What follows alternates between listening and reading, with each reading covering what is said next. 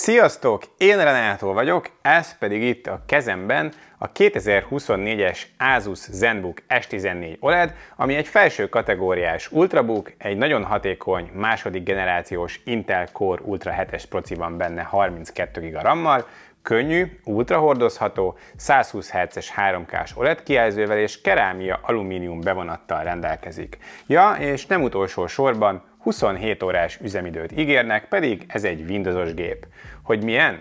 Megmutatom a videóban. Kezdjünk!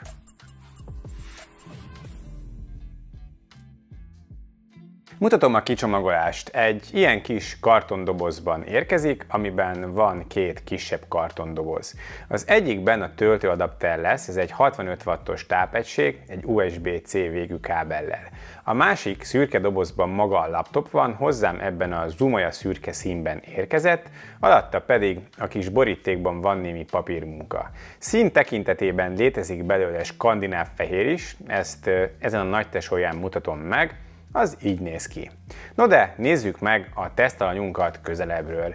A ZenBook egy prémium kategóriás széria az Asusnál, az S pedig az ultra hordozható modelleket jelöli, így könnyű kitalálni, hogy a ZenBook S14 egy prémium, ultra hordozható 14 colos laptop. Ami szembetűnő akkor, hogyha kézben fogod, az, hogy szokatlan a fedlap anyaga, mégpedig szelalumínium, ami kerámia bevonatú alumíniumot jelent. Hogy miért jó ez? Hát egyrészt azért, mert baromi jól néz ki, igen kellemes a tapintása, másrészt kevésbé látszik rajta az ujjanyomat, valamint extrém strapabíró a kopásokkal és a karcokkal szemben.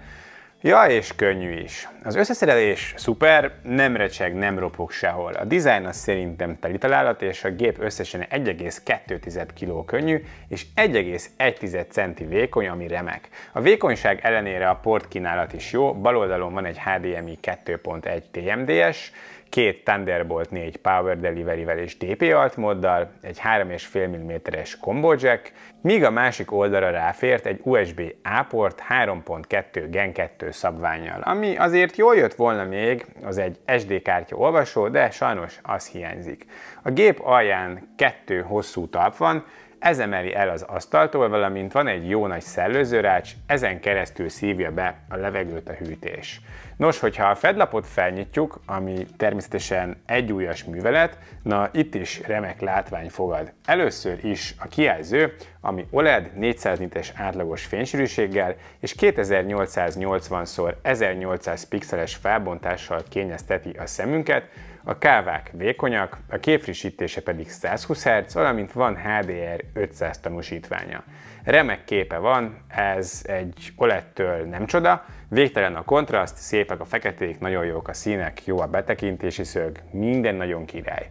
A filmnézés is jó, jó a HDR is, HDR tartalomnál egyébként 500 nitet tud, ami beltéren teljesen jól kiadja a részleteket. Ráadásul grafikai munkára is használható, mert a DCI P3 színskála 100%-át tudja, valamint Pantone validált ez a panel. Természetesen van szemkímélő mód és kékfényszűrő a szemfáradásának csökkentése érdekében. Hogyha lejjebb megyünk, láthatunk egy nagyon szépen megmunkált aluszellőzőrácsot, alatta pedig a billentyűzetet. Ez természetesen háttérvilágítást kapott, 4 lépcsőben állítható, nagyon fényes is tud lenni. A kiosztás a gép méretéből adódóan egy kicsit összenyomott, van funkciósor is, mindennek el kellett férnie. A kamera kikapcsolásához is van külön gomb, igaz, nem fizikailag takarja le. Apropó kamera, egy Full HD-s egység került ebbe a laptopba, ami Windows Hello-t is támogat, tehát arcfelismerésre is képes. A képminőség viszont szerintem ezen az árszinten egy kicsit gyenge. Maga a billentyűzet képelési érzete nagyon jó, igaz, a billentyűk nagyon rövid úton járnak, de egyébként hasonló az érzet, mint a MacBookoknál. Nekem pillanatok alatt megszokható volt. A tapipad az már más tészta, ez jó nagy méretű, és vannak extra funkciók is, például a bal oldalát felle simogatva a gép hangereje, a jobb oldalát simogatva pedig a kijelző fényereje állítható, a felső részének oldalra való simogatásával pedig a média vezérelhető. A tapipad alapvetően jól használható és precíz, de a lenyomás az szerintem túl sok erőt igényel számomra, ennek a megszokása egy MacBook után szinte lehetetlen volt, de aki Windowsos gépet használt korábban is, szerintem semmi furcsát nem fog érezni a haptikával kapcsolatban. Még egy dolog van, a hangzás. A gép két oldalán van hangszórórács, 2-2 hangszóró dolgozik mindkét oldalon. A zene hangos, tisztán és szépen szól, nem torzul, az énekhangok is szuperek. Ami hiányzik, az a mélyek, de egy ilyen vékony ház esetén ne csodálkozzunk, minden esetre egy prémium laptophoz képest jó, hozza az elvárható szintet. És akkor jöjjön a belső, a hardware. Ahogy az intróban is említettem, az új második generációs Intel Ultra 7 dolgozik benne, ez a 258V modell a Lunar Lake szériából. Az Intel nincs jó állapotban, mint cég mostanság, a fejére nőtt az AMD, no meg a Qualcomm is bontogatja a szárnyait, így ők is próbáltak előszedni valamit a tarsolyból. Az új proci egy egészen érdekes konstrukció, a proci 8 mag 8 szálon, 4 teljesítményorientált és 4 energiahatékony maggal, egy Intel Arc 140V felel a megjelenítésért, egyébként 3 kijelző kapcsolható a gépre, és ebben a chipben van NPU is, ami 48 TOPS teljesítményt kínál, így a Copilot Plus feladatokat simán el tudja végezni a gépen. És kifejezetten érdekes, hogy ahogy az Apple-nél is, itt is gyakorlatilag be lett integrálva a chipbe a memória, 8533 MHz-es LPDDR5X szabványú memória kapcsolódik hozzá, 32 gigás méretben. Ez utóbbi nyilván előnyös a teljesítmény szempontjából, de az utólagos bővítést kizárja. Tárhelyből 1 terás SSD van a gépben, a Western Digital jó voltából, ez bővíthető, mivel sima M2-es slot fogadja bent az SSD-ket. No de, milyen a teljesítmény? Hát magas, közben pedig hatékony a gép. Mindennapi használat az nagyon sima, minden gyorsan történik, nincs gondolkodás, az appok gyorsan betöltenek. A Photoshop és Lightroom használatra is ügyes a gép, gyakorlatilag érzetre nagyon hasonló, mint a MacBookok. A böngészés gyors, responsív, ezt mutatja a Speedometer 3.0 böngésző sebességteszt is, nagyon jól használható ez a gép. Lefuttattam a szokásos benchmarkokat, és szembeállítottam egy MacBook Pro M4-jel, tekintve, hogy egy árban vannak, valamint egy Snapdragon X Elite-es Surface 7 laptoppal, ami pedig szintén egy konkurens termék, ARM chipvonalon, de pont van nálam ugyanez a gép 16-szoros méretben, AMD AI HX 370-nel, így az AMD-vel is össze tudtam mérni.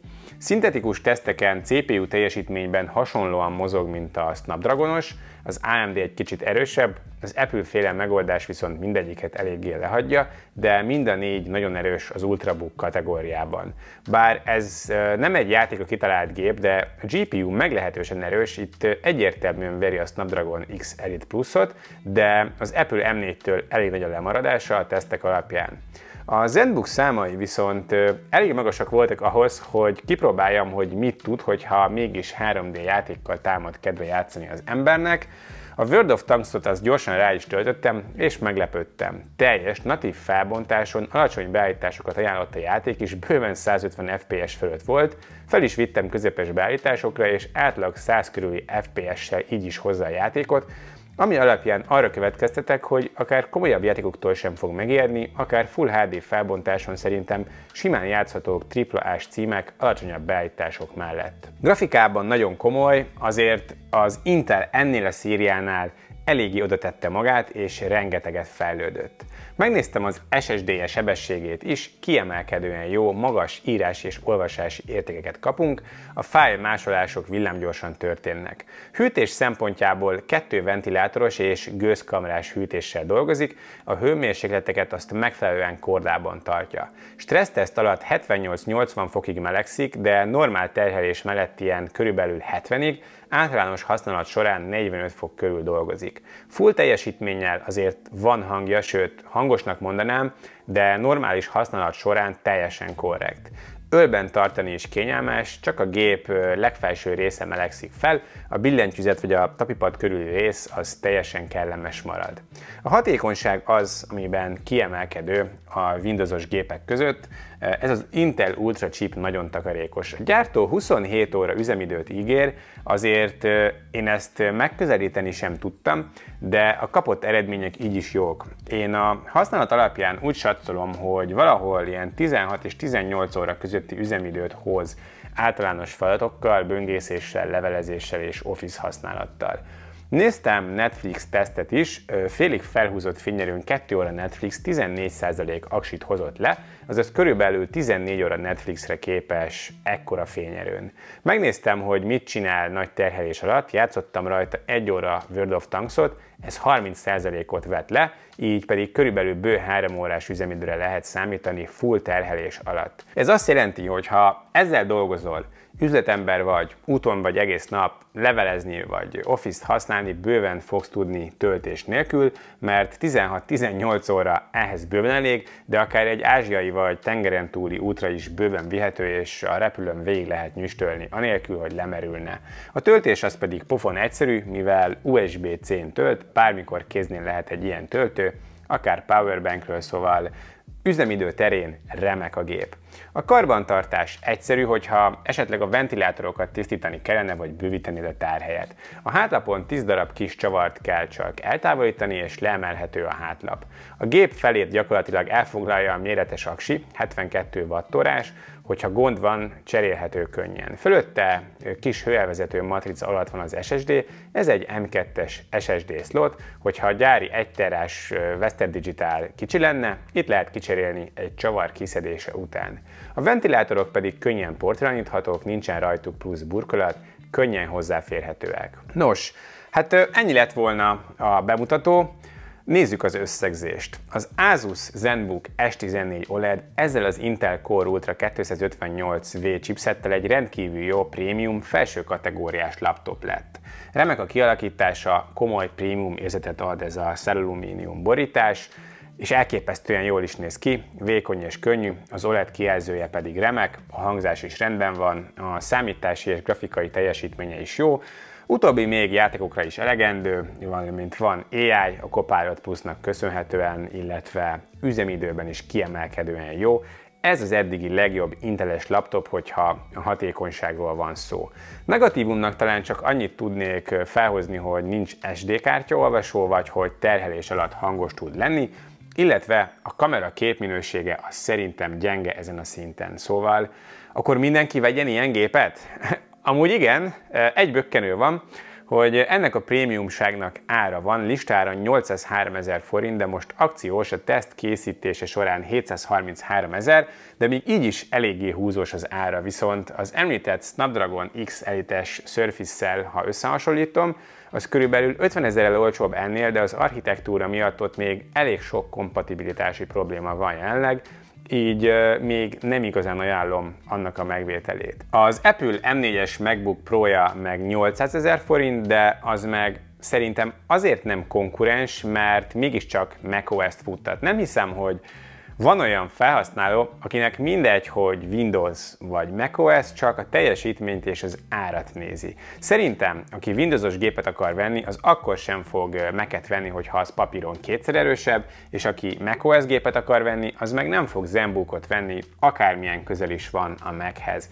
Szóval az összegzésem az, hogy 733 000 forintért a ZenBook S14 OLED egy remek felső kategóriás gép, és aki ilyen kategóriában keres Windows alapú laptopot, neki mindenképpen ajánlom figyelmébe ezt, mert szinte minden téren hozza a top szintet. Nekem tetszett, de tény, hogy az árazásnál azért elég vastagon fogott az a ceruza. Ti mit gondoltok róla? Beszéljük meg a komment szekcióban. Az Asusnak köszönöm szépen a teszt lehetőségét, nektek pedig köszönöm szépen a megtekintést. Hogyha tetszett, akkor kérlek nyomjatok rá egy lájkot, és iratkozzatok fel a csatornámra, hogyha kíváncsiak vagytok még hasonló tech tartalmakra. Viszlát a következő videóban, sziasztok!